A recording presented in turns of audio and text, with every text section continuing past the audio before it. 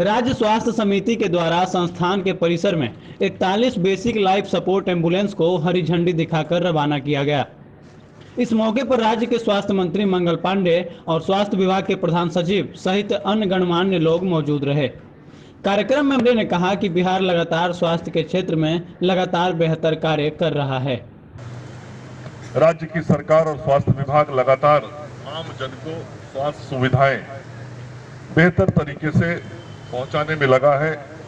हर घर तक कैसे हम स्वास्थ्य सेवाओं को बेहतर तरीके से पहुंचा सके, इसका प्रयास लगातार राज्य की सरकार, राज्य सरकार का स्वास्थ्य विभाग कर रहा है। और इसी क्रम में जो स्वास्थ्य सेवाएं होती हैं उसका एक बहुत ही महत्वपूर्ण पक्ष एम्बुलेंस सेवा होता है। एम्बुलेंस सेवा जितना बेहतर होता है, हम मरीजों का ट्रांसपोर्टेशन उतना जल्दी कर पाते हैं और उन्हें बेहतर चिकित्सा सुविधा दे पाते हैं। हम जानते हैं कि राज्य की सरकार ने पिछले कई वर्षों में राज्य की सड़कों के गुणवत्ता में बहुत परिवर्तन किया है। आज सड़कें बहुत अच्छी हो गई हैं हमारे राज्य के अंदर में।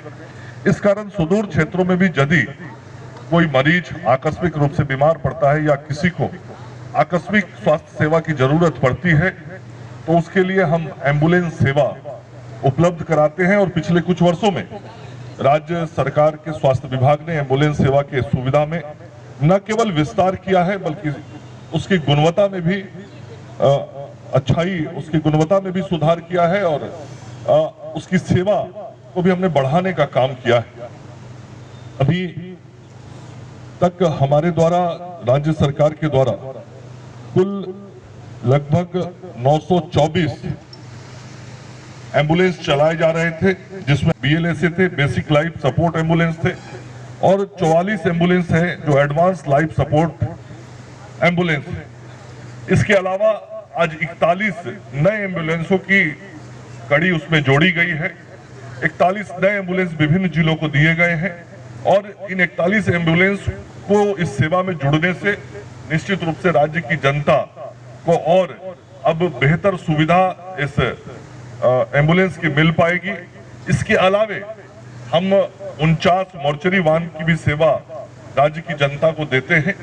आगे आने वाले दिनों में यह जो बेड़ा है, यह जो संख्या है एम्बुलेंस का, इस संख्या में और इजाफा हो, यह संख्या और बढ़े, इस दिशा में भी राज्य स्वास्थ्य समिति और स्वास्थ्य विभाग काम कर रहा है। और मुझे उम्मीद है कि आगे आने वाले समय में जो हमारा ALS है वो और BLS है, दोनों वो बढ़ेगा। अभी 36 नए अल्सा एम्बुलेंस बहुत शीघ्र हमारी सेवा के साथ जुड़ने वाले हैं। BMSICL के द्वारा उसके भी क्रय की प्रक्रिया कर ली गई है और इस प्रकार से जब अल्सा और जुड़ेगा तो हम अपनी सुविधाओं को और बेहतर कर पाएंगे। इसलिए मैं आज इस कार्यक्रम के माध्यम से इस बात का विश्वास राज्य की जनता को दिलाना चाहता हूं कि हम स्वास्थ्य सेवाओं को जो हर घर तक पहुंचाने का प्रयास कर रहे हैं, आगे आने वाले दिनों में और बेहतर तरीके से वो सुविधाएं हम आप सब तक पहुंचा पाएंगे।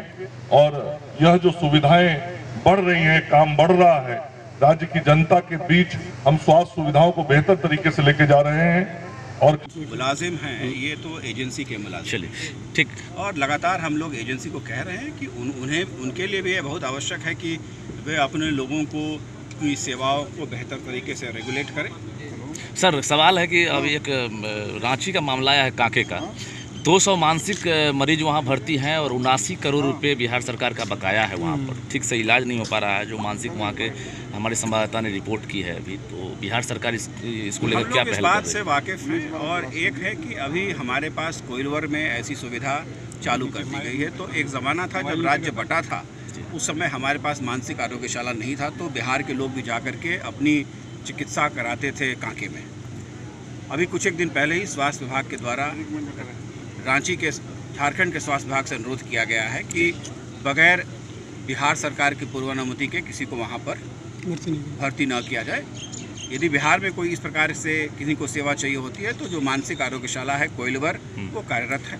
और रही बात उनके बकाये की, तो इसमें हम लोगों ने जांच के आदेश दिए हैं कि इस जो विपत्र वहाँ से आया है उसकी शुद्धता की जाँच कर ली जाए और शुद्धता के जाँच के उपरांत जो भी राशि आएगी वो राज्य सरकार के द्वारा भुगतान किया उन जाएगा। मरीजों को क्या करेंगे? 200 मरीज जो एडमिट है उसको बिहार लाएंगे? अभी तो तत्काल देखिए इसको देख करके ही किया जा सकता है, लेकिन तत्काल ये है कि कोई नए मरीज वहाँ भर्ती ना किए जाए और जो पुराने मरीज वहाँ पर जिनका इलाज चल रहा है उनका केस बाय केस एग्जामिनेशन करके उसके संदर्भ में स्वास्थ्य विभाग के द्वारा निर्णय लिया जाए। Thank you sir.